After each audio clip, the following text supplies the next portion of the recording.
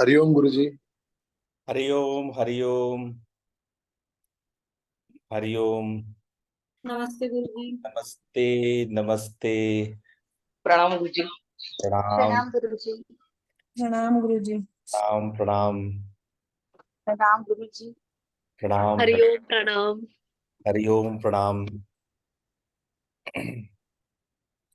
आप सभी लोग का बहुत बहुत स्वागत है, अभिनंदन है, वंदन है। शाम के संध्या में, शाम के स्टोरी में, योगी कथाओं में आपका बहुत बहुत स्वागत है। So today we will going to continue the story of Telang Baba. तो हम लोग बहुत कुछ तेलंग बाबा के बारे में जान चुके हैं। आज भी हम लोग 20-25 मिनट तेलंग बाबा की कथाओं को सुनेंगे, समझेंगे। उसके लिए आपको याद है कि मैंने बताया था कि कहाँ अ, औरंगजेब के, लोधी के जमाने के, और अब ये ब्रिटिश शासन आ गया था। निश्चित रूप से उनका उम्र 150 साल से ऊपर रहा होगा जब वो बनारस में रहे होंगे। और बनारस की वो कथा मैं आप लोग को सुनाता हूँ। तो लास्ट कहानी आपको सुनाए थे कि वो पंचगंगा को फिर पकड़ लिए और उनका जीवन पर्यंत वो पंचगंगा घाट पे ही बीता। पंचगंगा घाट पे ही बहुत विशाल उनका आश्रम बना हुआ है। तो गंगा की उस तरफ काशी नरेश जो थे, राय साहब का वो क्षेत्र है। तो इस पार ब्रिटिश का हुकूमत था और उस पार काशी नरेश का था। तो वहां पे स्वामी जी अपना दिगंबर रूप में पड़े रहते थे अपने घाट पे, और घाट पे कोई ज्यादा आता जाता भी नहीं था। तो एक बार कुछ यात्री लोगों ने शिकायत कर दिया उनका, और शिकायत कर दिया तो वहां पुलिस उनको पकड़ के ले गई। उन दिनों जो काशी का जिलाधीश था, जो कलेक्टर था, वो अंग्रेज था। तो जब उसकी अदालत में स्वामी जी को बंदी के रूप में उपस्थित हुए, तो उसने कहा कि वकील ने कहा कि भाई इस तरह नंगा रहना अपराध है।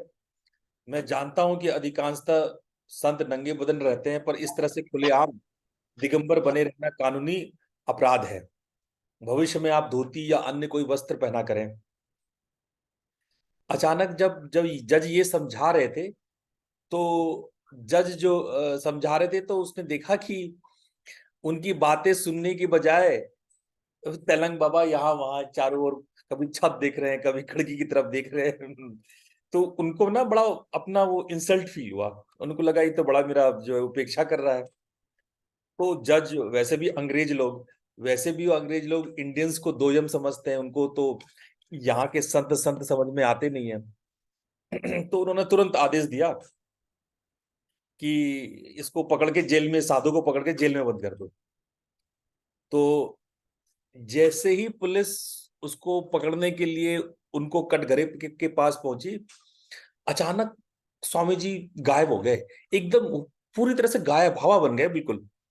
सारी अदालत हक्का बक्का रह गया। फिर स्वामी जी पकड़े गए ऐसा समाचार सुनकर के बहुत लोग आए हुए थे। भारी लोग, दर्शक मुकदमे का फैसला सुनने के लिए आए हुए थे। और जिलाधीश का ये बात सुनकर के, जज का ये सुनकर लोग अप्रसन्न भी हो गए। तो जैसे ही स्वामी जी गायब हो गए, तो अधिकांश लोग खुशी होकर के उछलते हुए सब हर हर महादेव, हर हर महादेव। मतलब स्वामी जी गायब हुए और इधर पूरे जो कोर्ट में हर हर महादेव चले लगा। और वहां पे कलेक्टर साहब थे, जज साहब थे, जितने भी अन्य कर्मचारी थी, उनकी स्थिति बड़ी विचित्र हो गई। चारों तरफ खोज रहे हैं, कहीं कुछ दिख नहीं रहे, अचानक से पूरे कमरे में ही नहीं है। उस समय अदालत में एक बंगाली सज्जन आए, जो इसका वो मतलब इस उसके मजिस्ट्रेट थे। सारी बात सुनने के बाद उन्होंने कलेक्टर साहब को कहा कि भारत में अधिकांशतः संत निर्वस्त्र रहते हैं, और इसको पूरे भारत में कोई बुरा नहीं मानता है। इसको हम लोग उसको एक्सेप्ट करते हैं। जैन मुनि भी रहते हैं, कई तांत्रिक अघोरी रहते हैं, तो हम लोग उनको बुरा नहीं मानते हैं। तो और तेलंग स्वामी कोई साधारण साधु नहीं है। उनकी अनेक विभूतियां, सिद्धियां ये पूरा काशी, पूरा बनारस जानता है। तो उन्होंने बस आपको अपनी एक योग शक्ति दिखाई है। जैसे ही वो ये बात पूरी की मजिस्ट्रेट साहब, इतने में स्वामी जी उसी कटिघरे में पुनः दिखाई पड़ने लगे। तो भाई जिलाधीश एकदम से वो उसके चमत्कार का प्रभाव पड़ा। तो जिलाधीश को वो जो कलेक्टर साहब को बताया कि इनके भाई जो इनका रहना और भवन और इनका सब इनके लिए कारागार के समान है। स्वामी जी जो है क्रोध से, घृणा से, हिंसा से, भय से, इन सब से काफी ऊपर उठ चुके हैं, है ना। इनके इनके लिए कोई सुगंध दुर्गंध में, चंदन और विष्ठा में कोई अंतर नहीं है। इनके लिए सब बराबर है। तो कलेक्टर साहब को इतना स्वामी जी की जो प्रशंसा अच्छी नहीं लगी। एक तो इंडियन मजिस्ट्रेट इतनी बातें बकवास कर रहा है, उसको सब गुस्सा लगा ये बात सुन करके। लेकिन उनको मालूम था कि यहाँ पे सारे लोग जो है संत के प्रति काफी श्रद्धा रखते हैं। तो उन्होंने स्वामी जी की ओर देखकर पूछा कि क्या ये फकीर मेरा भोजन खा सकता है? मेरा भोजन कहने का मतलब मांस मछली खा सकता है? जिलाधीश अंग्रेज था, वो सुअर गाय सबका मांस खाता था। और वो उन्होंने सबके सामने ये सवाल उठा दिया कि क्या ये फकीर मेरा भोजन खा सकता है? और इस बात को कहने के पीछे उनका ये मन था कि क्या ये गोमांस खा सकता है। और उस वक्त ये एक चालाकी भी खेला कि अगर ये सबके सामने गोमांस खा लेंगे मेरे उकसाने पे, तो लोग इनको संत नहीं मानेंगे, ब्राह्मण लोग इनको स्वीकार नहीं करेंगे, गोमांस खा लिया है तो उसका धर्म भ्रष्ट हो जाएगा। मेरे उकसाने से ये मांस खा लेगा। तो मतलब ये अंग्रेज की एक चालाकी था। ये इस बात को करके वो कई कई ब्राह्मणों को भ्रष्ट कर चुके थे। तो जो कलेक्टर साहब का उद्देश्य समझते हुए स्वामी जी ने कहा, जरूर खा सकता हूं, पर उससे पहले आपको मेरा भोजन खाना पड़ेगा। तो जिलाधीश को, कलेक्टर को लगा कि ठीक है, ज्यादातर हिंदू साधु क्या खाएगा, फल खाएगा, मिष्ठान खाएगा। तो उन्होंने कहा हाँ बिल्कुल खा लूंगा, it's okay, you eat my food and I eat your food. आप अपना खाना खिलाओ, मैं आपका खा लूंगा। लाइए देखूं आप तो क्या खिलाओगे। पर पता है स्वामी जी ने हाथ किया, उनके हाथ पे क्या आया होगा, आप लोग कल्पना कर सकते हो, सोच सकते हो? वो अपना हाथ ऐसे आगे किए और जादू से, चमत्कार से उनके हाथ में पॉटी आ गया, टट्टी। Oh, I thought about that only. तो तो तो वो जिलाधीश के सामने आगे बढ़ाते हुए बोले कि मेरा यही आज का भोजन है, लीजिए आप खाइए। अब भाई कलेक्टर साहब को तो ऐसी हालत हो गई कि काटो तो खून नहीं, घृणा से उनका नाक मुंह ऐसे सिकोड़ लिए। और उसे देख के आश्चर्य हुआ कि भरी अदालत में स्वामी जी ने बिना संकोच किए उसको वो पूरा खा लिए। उस कांड को देखने के बाद तो इन्होंने लगा कि यार इनसे उलझना खतरनाक है। उसके बाद उन्होंने फिर ये ऐलान किया कि इनको जैसे रहना है वो रहें, इन पर किसी प्रकार का प्रतिबंध ना लगाया जाए। कहते हैं कि ये सुनकर के एक और सीनियर कलेक्टर, जब ये बात ऊपर तक पहुंची, अंग्रेजों की महारानी तक पहुंची और लोगों तक पहुंचे, तो इन लोगों ने एक बड़े कलेक्टर को और सीनियर कलेक्टर को बनारस भेजे, उसको ट्रांसफर कर दिए और बड़े कलेक्टर को भेजे। तो बड़ा कलेक्टर जिस दिन आया, वो जानबूझ करके अपने साथ अंग्रेजी महिलाओं को लेकर के वो उस घाट पे गए जहां पर ये रहते थे। और जानबूझ करके उन्होंने गुस्सा किया कि ये क्या बिना वस्त्र का आप हो, ऐसे वैसे करके।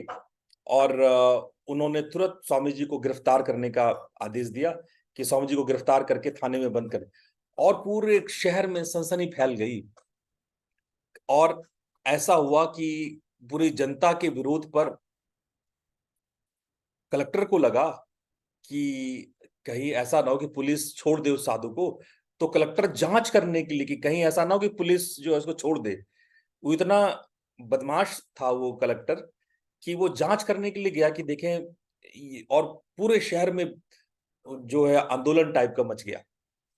तो देखा कि तैलंग स्वामी जी जेल की कोठरी के बाहर बरामदे में टहल रहे हैं। तो सिपाहियों पर वो बड़ा नाराज हो गए और वो सभी पे बिगड़ने लगे। पहरेदारों से कहा कि पहरेदारों ने बोले कि हुजूर हमारी लापरवाही नहीं है, आप अपनी आंखों से देख लो, डबल ताला बंद है, चारों तरफ से ताला बंद है, पता नहीं बाबा कैसे बाहर निकल आए। हम पकड़ने जाते हैं तो गायब हो जाते हैं, कभी इधर दिखते हैं कभी उधर दिखते हैं। जिलाधीश को सिपाहियों की सफाई पर विश्वास नहीं हुआ। वो आगे बढ़ करके जब दरवाजों पर ताला को टटोला तो सही में बिल्कुल स्ट्रांगली लगा हुआ था, और भीतर झांकने पर उनको अजीब सा दृश्य दिखाई पड़ा। वो कमरे के चारों ओर पानी फैला हुआ, अजीब सी बू आ गई है। तो जिलाधीश ने पूछा, हवालात में इतना पानी कैसे आ गया? तो पहरेदार के बदले स्वामी जी ने कहा, भाई रात को लघु शंका करने की इच्छा हो रही थी इसलिए थोड़ा सा कर दिया, और उस समय बाहर आने की इच्छा नहीं हो रही थी, और अब मेरा मन आया कि मैं बाहर आऊं तो मैं टहल के बाहर आ गया।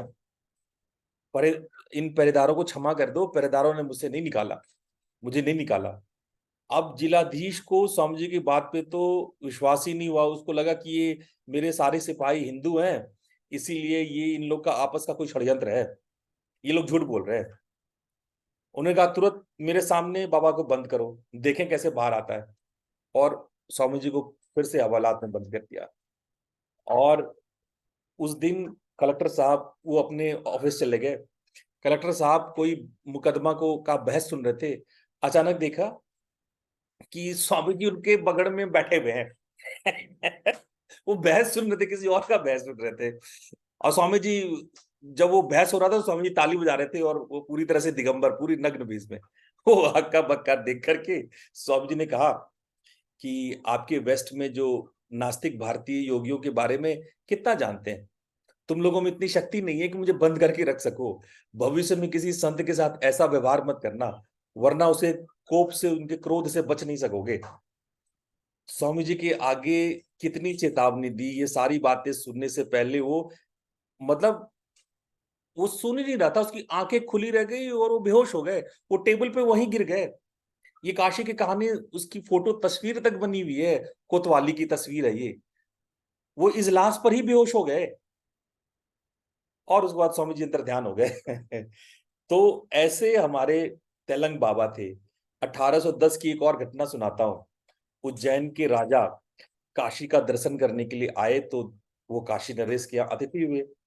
एक दिन वो काशी नरेश के साथ सभी घाटों की शोभा देखने के लिए नाव से निकले।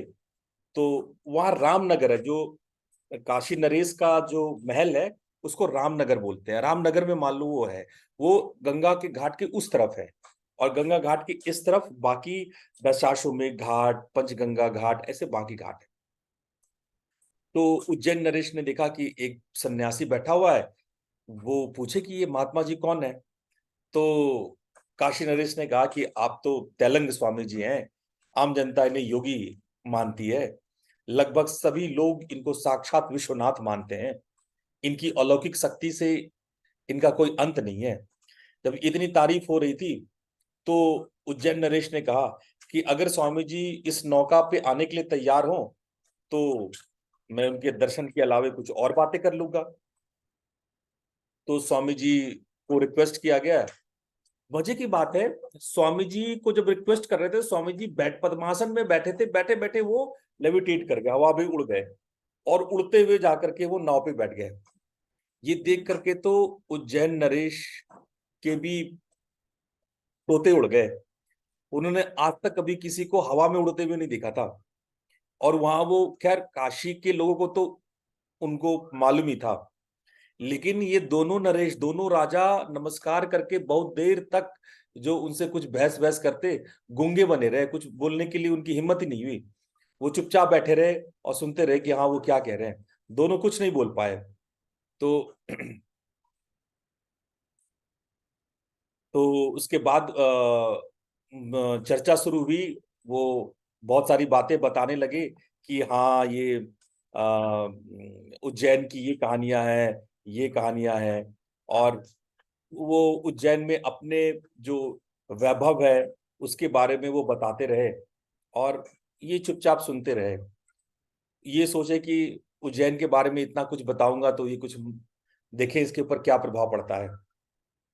कि जब वो कुछ नहीं बोले तो उज्जैन के राजा ने अपना ज्ञान के बारे में बोलना शुरू किया कि परमात्मा ने हमें इस संसार में भेजा है, हम बहुत सारे सुख दुख को भोग करके परम गति को प्राप्त करते हैं।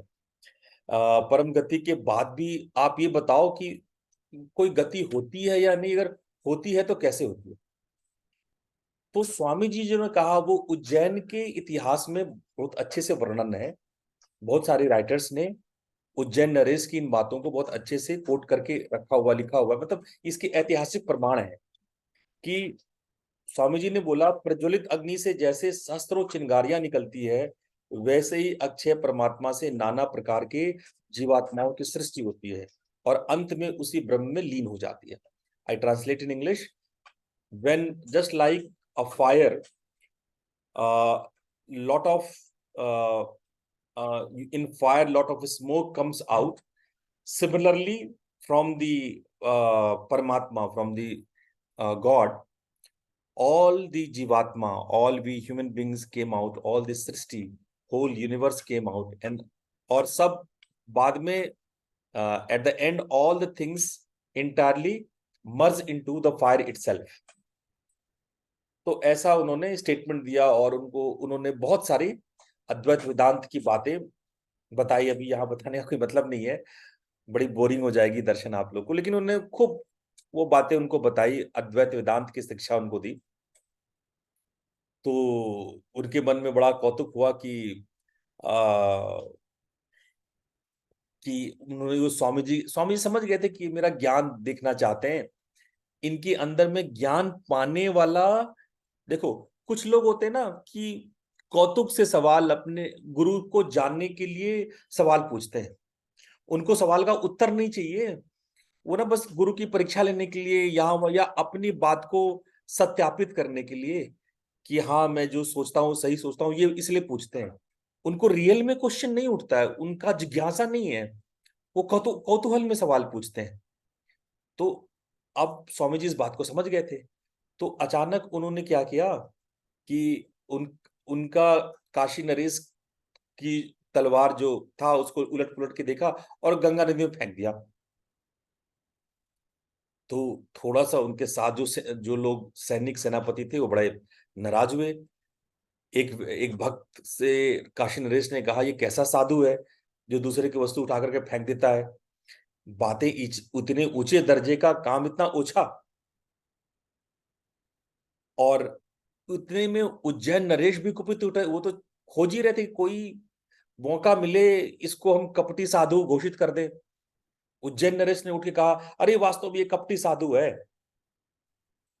तो स्वामी जी ने, वो जो उनका भक्त वहां बैठा हुआ था, कहा कि महाराज आप लोग प्रसन्न ना हो, नाव को किनारे में लग जाने दीजिए, अरे बहुत गोताखोर बनारस में काशी में मिल जाएंगे, वो तलवार निकलवा देंगे। नाव जैसे किनारे पे लगा, स्वामी जी उतरने लगे, तो उसको देख करके काशी नरेश ने उसको कहा कि स्वामी जी आप प्लीज बैठ जाओ यहीं पे, आप जब तक तलवार नहीं मिल जाएगी तब तक आप यहां से नहीं जा सकते, और तलवार नहीं मिलेगी तो आप समझ लीजिए। उन्हें थोड़ा धमकाने की कोशिश की। काशी नरेश ने इरादा किया कि अगर मेरी तलवार न मिली तो हम इस धूर्त सन्यासी को गिरफ्तार करके ले जाएंगे। बड़ा आया तत्व उपदेश करने वाला ढोंगी साधु। अंतर्यामी तेलंग स्वामी जी को ये सारी बातें, नरेश के मन में क्या चल रहा है वो ज्ञात हो गया, मन ही मन मुस्कुराने लगे। तो किनारे पे स्वामी जी ने ऐसे नदी में हाथ डाला और दो तलवारें निकाल के राजा की तरफ बढ़ाने से कहा कि इनमें से जो तलवार आपकी है वो पहचान के ले लो। दोनों ही राजा एकदम हैरान हो गए, और कहा वो तलवार के शौक में राजा थे वो एकदम से उद्वेलित हो गए।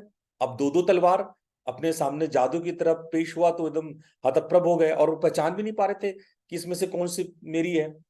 पहचानने में काशी नरेश एकदम असमर्थ थे।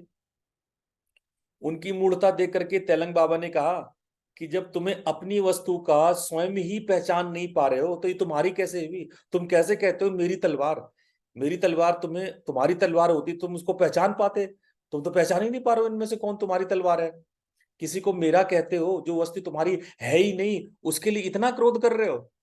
और अभी तुम परमात्मा, जीवात्मा, ईश्वर के बारे में जिज्ञासा प्रकट कर रहे थे। ये तुम्हारी जिज्ञासा नहीं थी, ये तुम्हारा कौतूहल था। तो तुम देखो अपना क्या मनोदशा हो गया है। धिक्कार है तुम्हारे ऐसे जीवन पे। इतना कहने के बाद वो एक तलवार स्वामी जी का था, स्वामी जी को पकड़ा दिया, दूसरा तलवार नदी में फेंक दिया। जो दो तलवार था ना, तो एक फेंक दिया, एक जो रियल का था वो दे दिया और दूसरा फेंक दिया उन्होंने। उसके बाद तो दोनों ही नरेश तुरंत उनके चरणों पे गिर गए। दोनों का घमंड, दोनों का अहंकार जब दूर हुआ तो काशी नरेश ने कहा कि मुझसे गलती हो गई महाराज, मुझे क्षमा कर दीजिए। हम लोग अपने अहंकार में आकर के आपको पहचान नहीं पाए, आप दयालु हैं। ऐसा करके आप मेरे ऊपर दया नहीं करेंगे, इस अज्ञानी पर दया नहीं करेंगे तो हमें शांति कहाँ मिलेगी। ऐसा कातर प्रार्थना किया। तो ऐसा संत जो है वो बहुत दयाशील होते हैं, वो क्षमा से भरे होते हैं।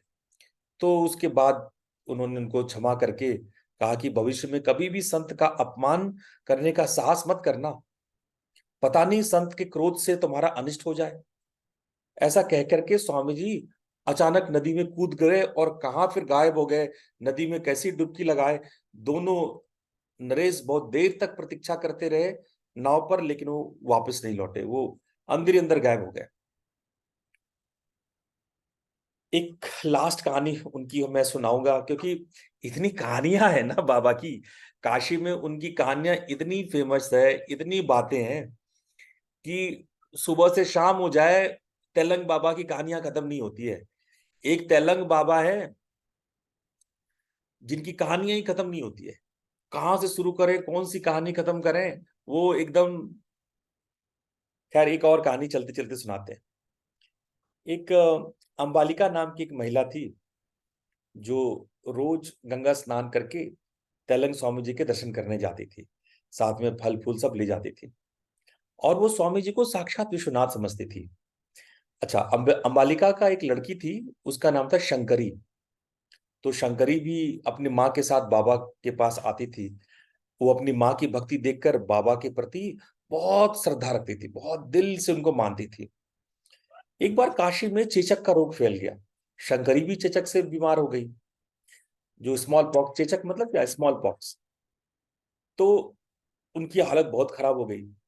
तो बेटी की हालत देख करके माँ का मन बहुत बेहाल हो गया।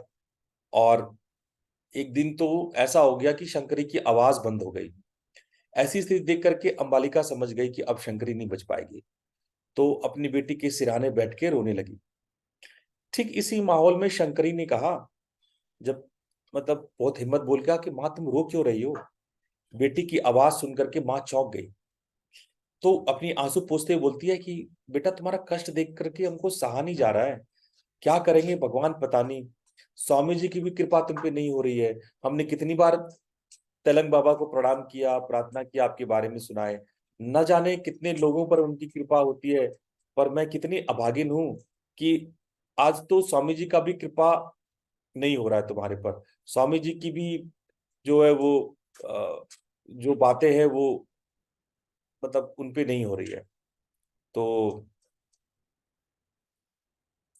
ये तब लड़की चकित भाव से बोली, नहीं माँ, स्वामी जी तुम्हारे पास ही खड़े हैं, अभी तुम्हारे बगल में ही तो खड़े हैं। अंबालिका एकदम चौंक करके चारों ओर देखने लगी, क्या बात कर रहे हो। इधर उधर देखी, स्वामी जी इनको दिखाई नहीं दिए। और उसको लगा कि वो बीमार है लड़की, इसलिए प्रलाप कर रही है। वो बोलती है कहाँ है स्वामी जी। तब माँ की बात सुन करके शंकरी ने माँ के हाथ को पकड़ के स्वामी जी के चरणों में लगा दिया। जैसे ही वो नीचे जमीन पे लगाया तो उनको स्वामी जी के पैर का स्पर्श हो गया। और तब उनको साक्षात तेलंग स्वामी जी दिखाई पड़े। स्वामी जी ने सांत्वना से कहा, घबराओ नहीं बेटा, तुम्हारी बेटी बिल्कुल स्वस्थ हो जाएगी, अभी इनका मृत्यु का योग आया नहीं है, नहीं मरेंगी। खैर कुछ दिन के बाद शंकरी पूरी तरह से ठीक हो गई। तो अंबालिका के घर में भगवान रामचंद्र जी का एक लकड़ी की मूर्ति बनी हुई थी। शंकरी खेल खेल में उस मूर्ति की पूजा किया करती थी, जैसे आम बच्चे करते हैं। नॉर्मल बच्चे लोग खेल खेल में पूजा करते हैं, कुछ बनाते हैं, कुछ माला वाला बनाते हैं, पहना देते हैं। उस दिन उसके मन में आया कि मैं इस लकड़ी की पूजा क्यों करूं, माँ की तरह तेलंग स्वामी जी की पूजा करूंगी। उनकी कृपा से ही मैं स्वस्थ हो गई थी।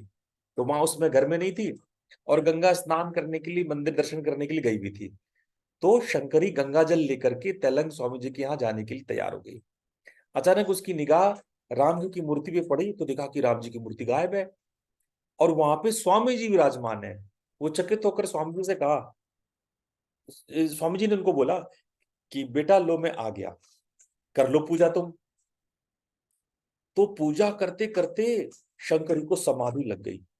समाधि जब उनकी खुली, जब उनकी ध्यान खुला, तो देखे कि वो काठ की मूर्ति सामने में है और स्वामी जी गायब है। तो शंकरी ने सोचा शायद वो नींद में कोई सपना दिखी होगी। वो तुरंत तेलंग स्वामी जी के आश्रम में आई। आने पर देखा कि स्वामी जी यहाँ साधना में बैठे हुए हैं, समाधि लगा के बैठे हैं। और सबसे बड़ा आश्चर्य ये हुआ कि जो माला वो काठ की मूर्ति में स्वामी जी को पहनाई थी, वो माला उस वक्त उनके गले में है। जब स्वामी जी बाहर आए अपनी साधना से, तो शंकरी ने पूछा कि बाबा यह माला आपको किसने पहनाई? तो बाबा बोले कि बेटा भूल गया क्या, तुमने ही तो पहनाया था, तुम ही तो पहनाए थे। तो छोटी बच्ची इस जवाब को सुनकर के दंग रह गई। माला तो उसके घर पे पहनाई थी, फिर यहाँ कैसे आ गया? पर मन ही मन उसको इस बात का, वो छोटी थी, 8 साल की लड़की थी, तो उनको उस वक्त समझ में नहीं आया। शंकरी को परेशान देख करके वो बोले कि चलो मेरे साथ, और उसको लेके घाट पे आए, और किनारे बैठ करके गंगा में स्वामी जी ने डुबकी लगाई, और ऊपर आके बोले चलो बेटा तुम भी आओ नहा लो, तुम भी स्नान कर लो। और उसके बाद शंकरी बोली कि बाबा मैं तो आपकी तरह तैरना नहीं जानते। तो बाबा बोले कि कोई बात नहीं बेटा, तुम मेरी पीठ पर बैठ जाओ। और बाबा थे 6.5 फुट के, लंबे चौड़े तगड़े। उसके सामने 8 साल की बच्ची जो है वो चूहे की तरह थी, जैसे हाथी के सामने कोई चूहा हो। बोले मेरी पीठ पे बैठ जाओ, कोई हर्ज की बात नहीं है, मैं तुम्हें ले चलूंगा। और बाबा के आज्ञानुसार शंकरी उनके पीठ पर लटक गई। कुछ दूर के बाद बाबा ने डुबकी लगाई, तो शंकरी ने देखा कि गंगा के गर्भ में एक भवन है। मतलब गंगा में जब वो नीचे उतरी, तो नीचे तलहटी में कोई एक विशाल बिल्डिंग है, एक बहुत बड़ा बिल्डिंग है। तो तेलंग बाबा ने पूछा कि बताओ बेटी कि इस वक्त कहाँ बैठी हो? तो शंकरी ने कहा कि ये तो नए ढंग का मकान है बाबा। सामने शंकरी की उम्र के बराबर एक और लड़की खड़ी थी। उसने इशारा करते हुए शंकरी से पूछा, शंकरी पूछती है कि बाबा ये लड़की कौन है? तो तेलंग बाबा ने कहा ये भगवती देवी है, इनको प्रणाम करो बेटा। तो देवी को प्रणाम करने के बाद शंकरी ने पूछा, बाबा यहाँ हम सब हैं पर गंगा माता कहाँ है? तो बाबा ने कहा हाथ लगाकर देखो बेटी। शंकरी जब चारों ओर हाथ लगाया तो सब पानी पानी हो गया। थोड़ी देर बाद शंकरी ने अनुभव किया कि जमीन पर बैठी है, वही गंगा किनारा, वही सीढ़ियां, बाबा स्नान कर रहे हैं। तो उसने बाबा से पूछा, बाबा अभी हम लोग कहाँ थे? तो तेलंग बाबा ने कहा बेटा ये निष्काम धाम में तुम थे, तुम बहुत निष्पाप निश्चल बच्चे हो, इसलिए वहां पहुंच सकी थी। तुमने साक्षात गंगा और गंगा देवी के महल को देख लिया था। तो ऐसे थे हमारे तेलंग बाबा। उनकी कहानियां नहीं खत्म होती है। मैं तो कितनी भी सुना दूं आप लोग कहानियां, तब भी बहुत सारी कहानियां बची रह जाएगी। पर चलो आज हम लोग इतनी ही कहानी सुनते हैं।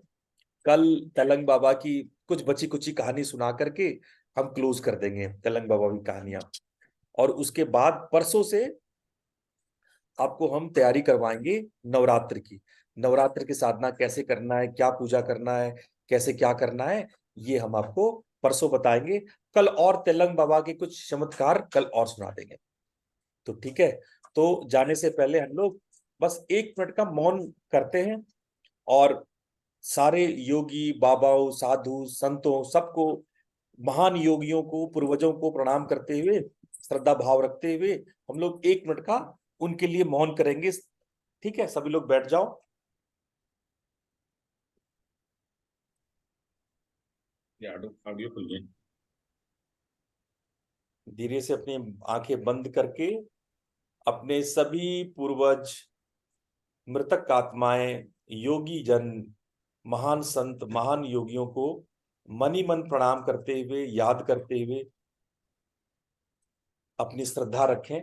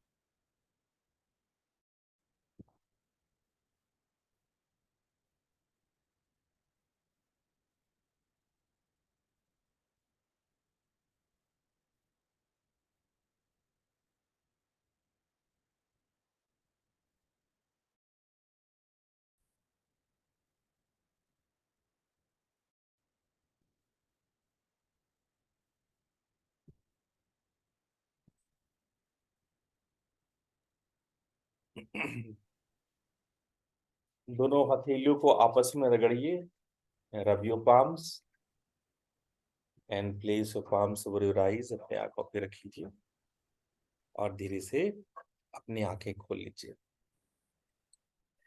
तो देखो, श्राद्ध पक्ष का ये अंतिम सप्ताह है। बड़े भाव से 4-5 दिन बचे हुए हैं। अपने पूर्वजों को शाम में 1 मिनट मौन करके याद कर लो। मैंने तर्पण की क्रिया आपको सिखा दी है। कल एक और दिन हम लोग योगी तलंग बाबा की कहानी को सुन लेंगे।